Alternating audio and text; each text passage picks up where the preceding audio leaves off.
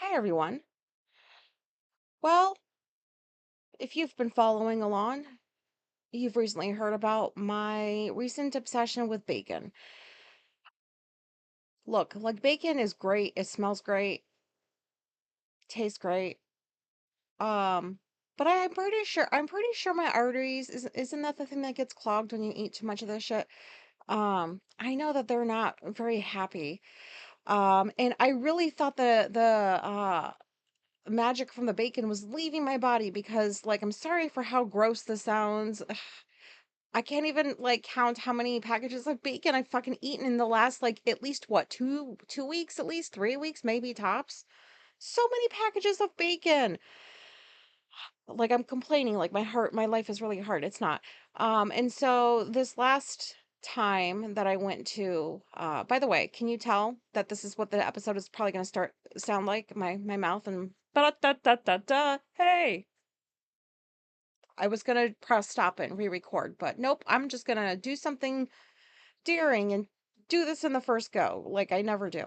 Because I don't, because of this reason. And it takes a while for my mouth to get started, but like I really need more bacon. So, my dilemma right now is I bought 2 packages of bacon the last time I went to the store. And I'll talk more about bacon a little bit later in the episode. I know, you're welcome. And they were 2 packages of Applewood hardwood apple smoked whatever the fuck bacon, and I figured, okay, like I feel the magic of me like craving this bacon leaving my body, and these 2 packages I'm pretty sure are going to do it because something in my brain was like, nope, I think after this you'll be done. You might not even fully enjoy the last package of bacon. And I was like, great, because like this is, I need to move on from this. Like why can't I get addicted to kale or something? Even though kale's gross, but like why can't I just get like addicted to something good? So anyways, so I have maybe 5 pieces left of the second package of the Applewood smoked bacon. And I was like, okay, yep, think I'm about done. And then I woke up in the middle of my sleeping and I had the thought of maple bacon. I only tried that once and it was really, really good. And wouldn't that taste so good now? And I could have sworn that I smelled it. Like, withdrawing from antidepressants does some weird shit to your senses. So far for me, it's not like bad. Like things still smell great, even better than they usually do. But like I'm smelling things that don't exist, like coffee. Nobody was making coffee the one day I smelled it. I was awake. I wasn't dreaming. But anyways, that's neither here nor there, but it kind of is. So yeah, I woke up in the middle of sleeping, was like, I gotta have some maple bacon. And so then I woke up a few hours ago and I was like, do I really want maple bacon? Oh, fuck yeah, I do. So I just came back from the store and I have a package of fucking maple hardwood smoked or whatever bacon. And I don't even like maple syrup or anything like that, but maple bacon, woof. So, yeah, I'm hoping that, this is it. What else have I been able to keep down? I had nobody was asking, but just in case. Ramen. So like I'm addicted to like it's like my body needs all this salt. Um, and I guess this is like, is this a mixture of POTS and or just withdrawal or like both or something? Does withdrawal make it feel like worse that you need more salt or whatever?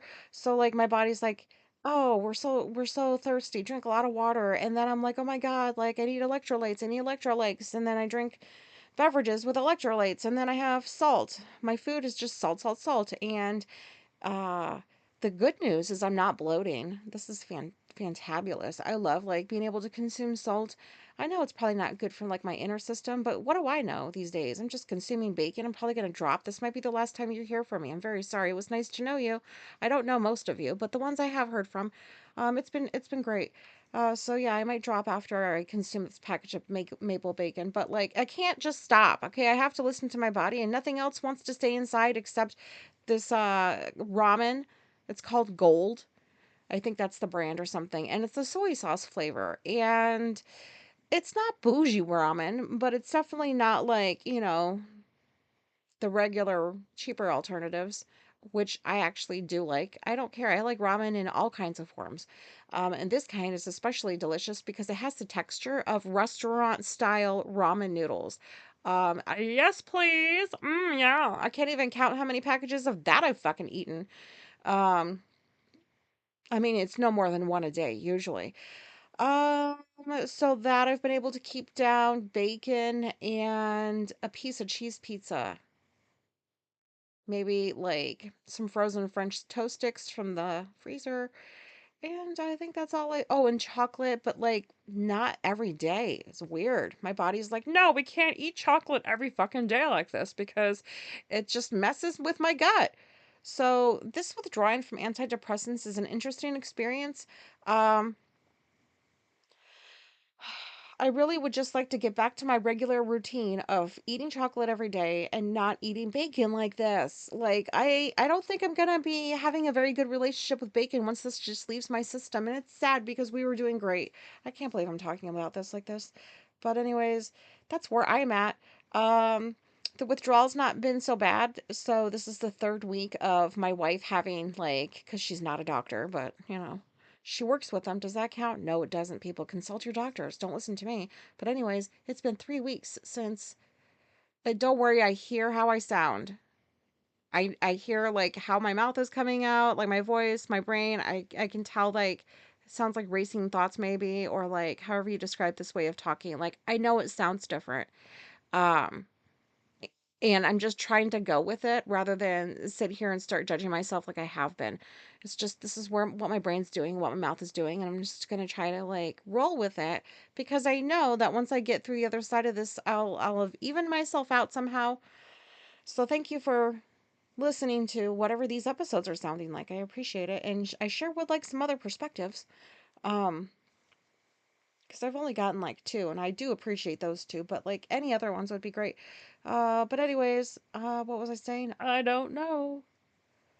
Oh yeah, so it's been 3 weeks of I went from well, I'll just tell you where I'm at now because I've talked about where I went from. You can go back and listen to those ones if you haven't, or if this is your first episode, you probably don't want to listen to any other episodes of mine, and for that reason, I'm sorry. Um, but I've been doing halvesies, so like 75 milligrams of Wellbutrin a day, and then Prozac twice a week, Tuesdays and Fridays. That's been like going on 3 weeks.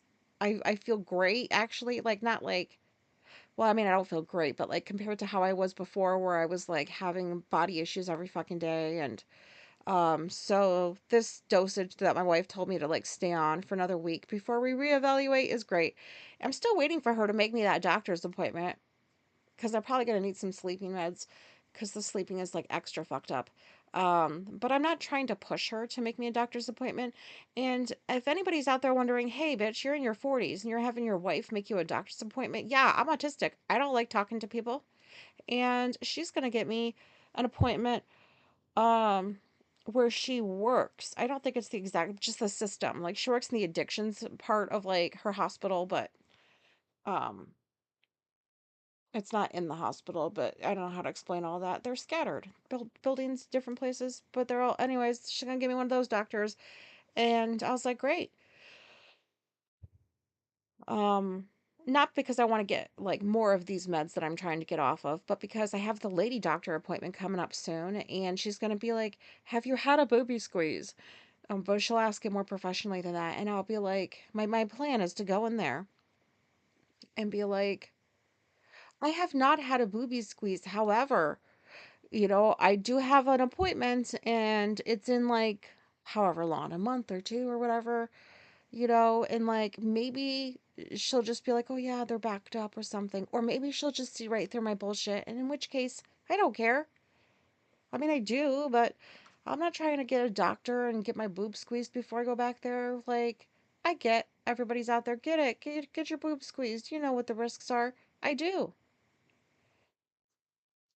I just don't like going to doctors. So, anyways, whenever my wife gets around to it, then I'll do it. Because that sounds like a very adult and responsible thing to say, which is going to lead into like some stuff that's going to make complete sense. So, anyways, just like this so far did for a whole almost 10 minutes. So, I'm just going to move on now. So last time I was on here, I talked about how I was going down to, was going to drive the hour and what, 20 minutes to go pick up my niece for her visit this past weekend. and that Alicia usually does it. And I'm not used to driving in fucking bumfuck nowhere, like these back roads. Like they just live in the woods. It's weird. Well, I mean, it's not weird. They don't live in the woods. They live among the woods. On a farm. That's what I should have just said. They live on a farm. And so, like, in my mind, like, in my body, because I feel the negative energy when I go down there, like, there's just this, like, just imagine just this area, nobody for miles around, but you have a barn and you have Alicia's mother's house where her stepdad lives there too, and the stepdad is evil and the mom is just not good, not a very good mom. They live there next to the barn, and then I don't know, around the corner lives um Alicia's brother. And then a little bit around that corner lives Alicia's sister. And like not too far away lives another brother. So they're just kind of scattered around this like property or whatever. And it just feels like doom and gloom every time we go down there. It's just this dark cloud. Oh, so I drove and I really thought it was going to take a few times, and turns out I do pay somewhat attention when I'm driving a passenger with Alicia when we go down there. So I don't have any anxiety about driving there. I can find it just fine with the Google Map thing. Oh, so that was like a huge relief and also a surprise. So once we got down there, because we stopped a bit and like, I hung out with like the kids because Madeline was coming with us, but Bella wasn't. So like, she wanted to show me stuff in her room.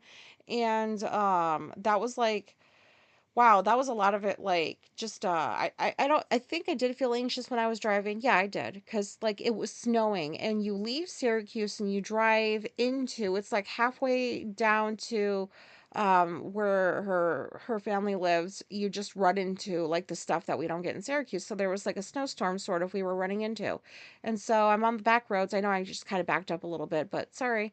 Thanks for trying to keep up with my brain, because I try to, and it's difficult.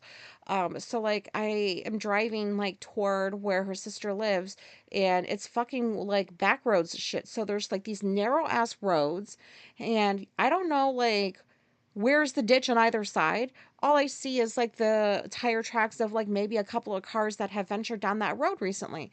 And I'm like, what the fuck? And Alicia's just like, just follow the tire tracks. And I'm like, but they're in the middle of this like and the way that you drive is like you never see what's coming. It's like you're always going up a fucking hill. It's just weird, and I can't see at a distance what is coming. Like it's during the daylight that we were doing this, so I didn't even get like the surprise of like the headlights. I just and I'm like, are you serious? Like, what if something's coming? I guess it's just one of those, you better hope you see it in time and move out of the way so you guys don't crash. How the fuck do people drive like this on a regular basis? Like Alicia used to live in the trailer that her brother lives in. I called that trailer the black hole because it just sucked the life out of Alicia. And I'm like, you got to get out of here. And I'm like, how do people live like this? Just these surprises when you're driving like that? No way. And then, not to mention, you have to look out for like woodsy animals like deer and shit. Wow. Wow, wow, wow. Maybe I guess you're used to it like you would be if you grew up there or if you grew up in the city and you're used to city driving, but no way. Wow, that just was not that was not fun for me. But anyways, so I did not drive on the way back because that was enough for me for that day. Um, and in 2 weeks, well, actually it's a week now. Yep, because today's Friday. So a week from today, we're gonna go back down and get Bella. I mean, we did like I had that's I my brain. I had Alicia like meet her sister halfway to drop off Madeline with her because I was not prepared to like make that drive all the way down and then back. Like I don't know if that made any sense. Like the one was enough for me because of all the anxiety I had. So like in a week, I'm gonna go drive down there again with Alicia passenger side and hope this time there's no snow on those fucking roads. And then I'm gonna drive right back with Bella and Alicia and then gobble a bunch of gummies when I get home. Just kidding. Probably not, but I'll have some because I know that, like, That's gonna be so I'm preparing for that. I've been preparing for that. And I've never driven back. So like if anybody who struggles with like directions and just like where your sense of driving, like I don't have a good sense of direction. So whenever I go somewhere, it never looks the same coming back, like at least initially. And I don't know how it's familiar to people. Like you go to a place and like if you've never been there before or something, I don't know, even if you have, and like maybe for the first time you're actually the one like driving out of that place, it's different. It doesn't look the same. The landmarks don't look the same in my brain. Does that make any sense? It's a weird experience. So I know that the driving back is gonna just I wonder if I'm gonna be able to get out of the woods okay. So I just in my mind I need to know that I can do it, and then I'll be able to, as long as the gas doesn't keep climbing up, because otherwise this is, I would say it's for naught, but it's not for naught. Yeah, yeah, I said that. Uh, Hopefully the gas prices just, this is fucking ridiculous. I don't even want to get into all that because then this episode will be like something not good. So I just really would like to afford gas when I go down over the summer to pick these girls up and take them places, because that's what I just want to do, is spend time with them, take them away for a little bit, which I checked with our mom and she's okay with it, of course. So, anyways, okay, so there's all that. Now, let me just back right up. So, I get there, right? And this is like when we go to get Madeline, and I drove down there for the first time. And I get out of the car, we go inside, and there's this like, I don't know how to describe it. It's an area where her sister smokes. I think I said her sister's name before, but I'm just going to stick with Sally. Sorry for the Sallys out there. Um, I'm sure you don't appreciate your name being used like this. But anyways, so Sally was sitting there smoking a cigarette. So Alicia went in to go see the girls, and I sat with Sally because it was just like muscle memory. I wish I didn't do it, but my body just like walked right over there, and like she offered a cigarette and I took it because like I don't smoke cigarettes no more except when I go there. And it's only one. So I'm okay with that. It was like, never mind. I don't want to glorify smoking. But anyways, so then I realized what I had done and it was too late. I already lit it and I was like, oh fuck, I forgot I don't like her sister because she's an asshole about the kids. And so they had just lost the family dog that they've had for like 14 years, 15 years, something like that. 16 maybe. I don't know. Yeah, 15? I don't know. Oh my God. The family dog died like, I don't know, a month ago at this point. And her sister has never dealt with grief appropriately, and like she was only able to avoid these feelings for so long, and so like she's really like still struggling to get through, like she's just like bawling and stuff as if it just happened. And no judgment here, everybody's grief is different, especially like when you avoid dealing with things, because I was like that, like I spent many years avoiding stuff until I couldn't, and then it was like, how am I supposed to deal with this stuff? And and this happened so long ago. Why is this still so upsetting? So I got where she was at. And before I knew it, her sister was just crying and I was like rubbing her back. I asked if it was okay. She said it was. And then I noticed what I was doing and I was like, this, I hope this doesn't sound like weird, but like I was being legitimately consoling to her sister, but at the same time, I was thinking to myself, why am I okay with this? Like, this doesn't even feel like an obligation. Like, I'm not performing, like, consoling for somebody that I don't like. Like, basically, I guess it was like one of the first time, like, the first time I was aware in the moment that, like, this is a person I don't like. And I don't feel like I'm having to force myself to just be a human to her. Like, I actually feel bad for her and sad that she's feeling this much pain. And then I'm like at war with my brain. I'm like, what the fuck? We don't like her because she's not the ideal mom for those kids. She just isn't. And so I have lived my life like it's all or nothing. Either I like you or I don't. And so I suppose this is like the gray area where people can still be people. And just because they do things that like aren't very healthy or nice or whatever you want to use to describe it, that they're still human and they still deserve things. And I've always believed this, but I've never actually practiced it really, because like when I don't like somebody, I do not like them. I don't like your behaviors. I don't. But then I'm like, well, I did do therapy and I have been doing work on myself and I have been saying I want to be a better human. And is this one of those moments where I just have to just like go with it and be like, it's okay. Just console her like a normal human being. Does anybody else have this kind of a train of thought when something like that happens?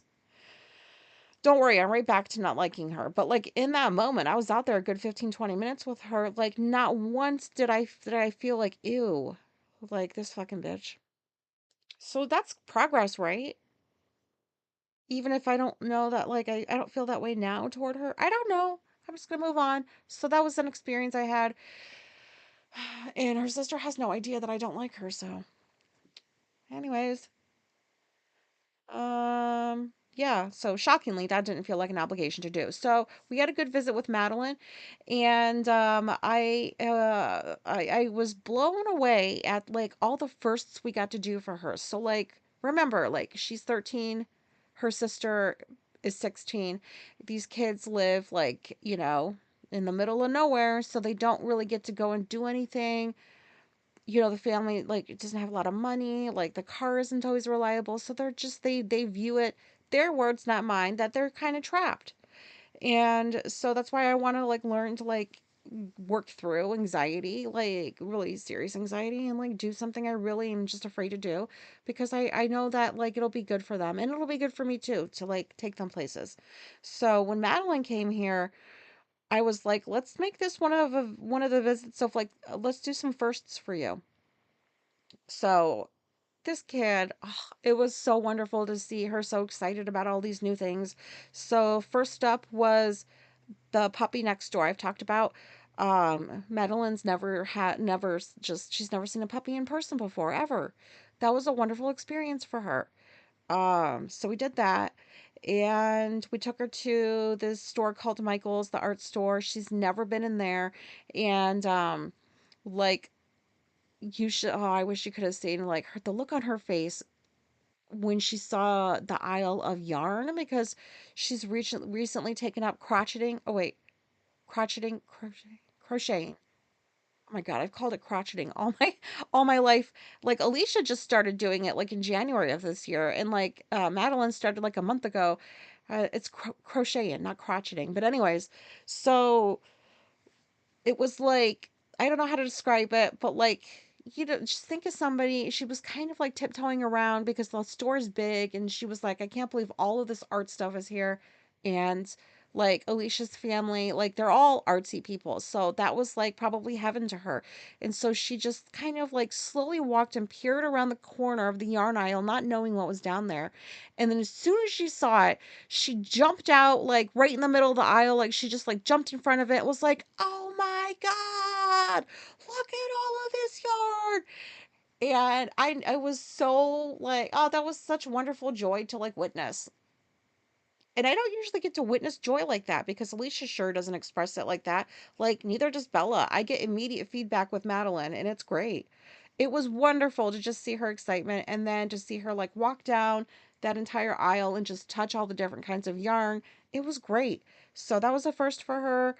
We got her some stuff that she can like crochet with. And then we took her to Five Below. She's never been there before. And she stayed there for like, Alicia's teaching me how to like work with children. So when we go and Alicia told her, oh God, I'm trying to hurry up because I see that I'm getting a little bit longer than usual for my episodes, and I'm trying not to like use too much of your time. But anyways, so Alicia said you've got since it's Five Below, I guess, even though not everything's Five Below anymore, it's like above $5 a lot of the stuff. So change your fucking name, store. It's not Five Below no more. Sorry. Anyways, Alicia said pick five. You've got 5 things that you can pick. And so Madeline went in there like a serious little autistic kid, like I would have. And she's like, okay, I have 5 things. They need to be 5 things I really want. And she took her time looking through. Mostly she got it from the sensory aisle. Like she likes slime and stuff like that. And it was so now I know like to put limits on kids because like I don't know how to do this stuff. And so the funny thing was that Alicia was impatient this entire day. Michael's she was impatient. I made her go away because I won't even tell you that story. She's like she's trying to hurry Madeline out of the store. And I was trying to get Alicia to stay home so I could take Madeline out to the store because I knew Alicia was going to get impatient. And so when Alicia did, I took her down a few aisles. I was like, look, I was like, this kid's never been here before. And everything is new to her and she just wants to stop and look at everything. And this is why I wanted you to stay home. So now that we're here, you need to let her take her time and explore. And Alicia actually was like okay with me saying that to her. I was like, wow, what a role reversal. I'm usually the one on the other end of those conversations, you know? And but it was really important to me that we not rush her because this is I wouldn't want to be rushed. And like this kid doesn't understand fucking adult problems yet. So like I don't want our impatience and our issues to kind of like, not to hide them from her, but you know what I'm trying to say? So, anyways, and then it was the same thing in Five Below because that came after Michael's. So we were in Michael's for like a good hour at least. Five Below was at least another hour. And Alicia, she just like I could tell she was not having it at Five Below. And I was like, you gave her 5 items that she could pick. Did you really think that she was going to go and just like snatch shit off the shelf and not give it a second thought? And so, like, the last item that Madeline picked was like a pack of like bubble yum, that old fashioned gum, like just a little pack of bubble yum. And Alicia was like, all of this, and she was not saying this in front of Madeline. She was like, all this time, and the last item she picks is like a pack of gum. And I was like, because there's a story behind it. And there was. Madeline told me that, she didn't get to have that kind of a gum. And her mom has like weird thoughts about shit that I'm just going to not say those. So she wanted to have that gum because she's been wanting to. And she knows that the reasons that she's being told that she can't have it don't make any sense. And I agree. And, anyways, and I told Alicia, I was like, it's not just a pack of gum. There's a whole story. There's a whole reason why she selected that. And I'm like, wow, look at me understanding kids for once in my fucking life. I am so proud of myself.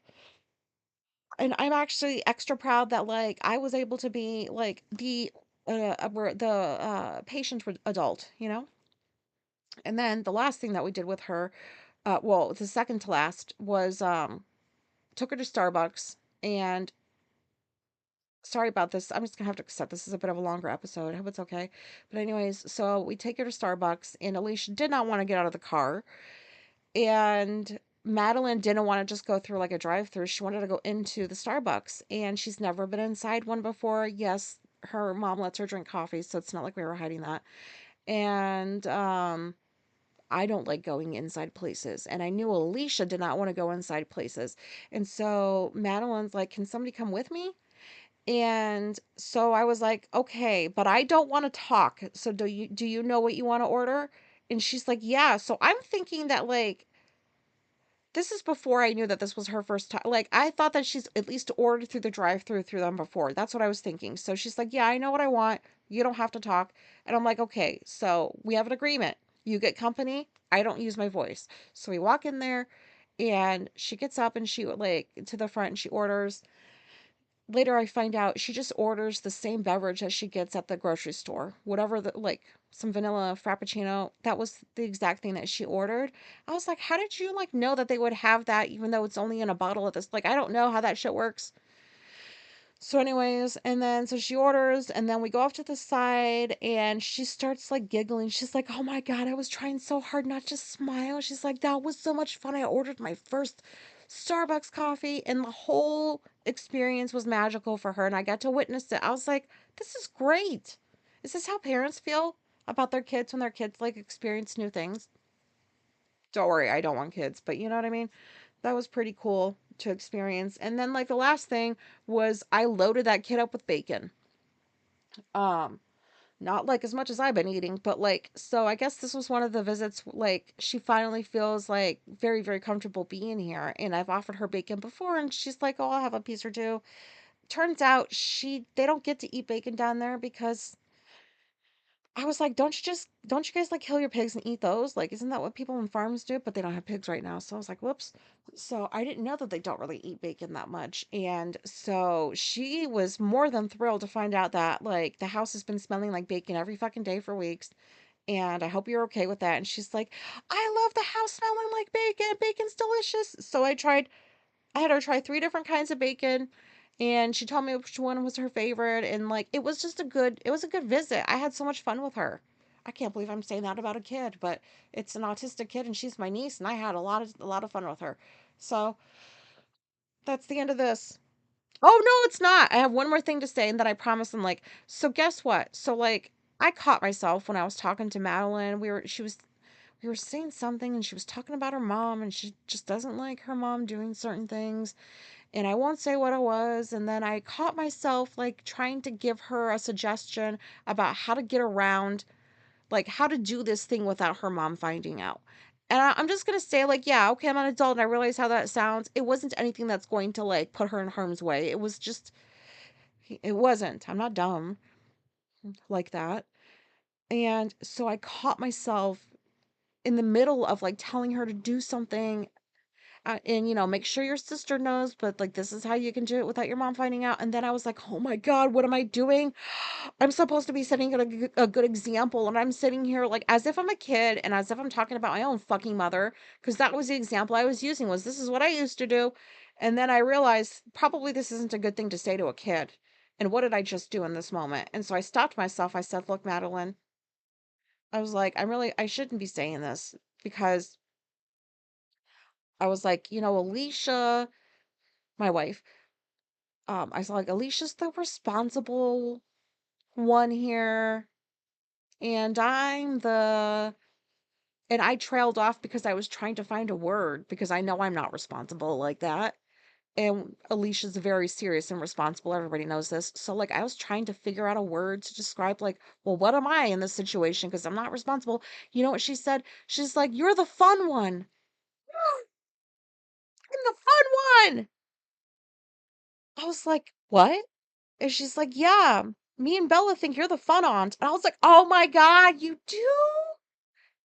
Like, fuck being responsible. I am down with being the fun aunt and being irresponsible, but I won't be irresponsible. But you know what I mean? Who the fuck wants to be called responsible when you can be the fun one?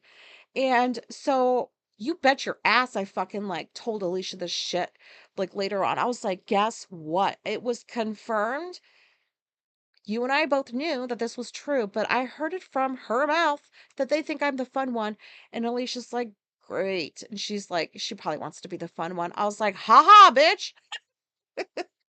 Yes. I love being the fun aunt. So, what a great title to have. Better than all the other ones I've gotten throughout my life, that are not so great. But, anyways, that's all I got on here to say. I hope there was something autistic in this episode. Um, I think I forgot half of what I said. So, thank you very much for listening. And, Um, sorry about the just abrupt cutoff, but like my brain's just done now. So I guess I have to like listen to it. And it's 32 minutes, and I'm a little bit anxious about how long this episode is because I try to keep them shorter. So, okay, thanks. Bye. Bye.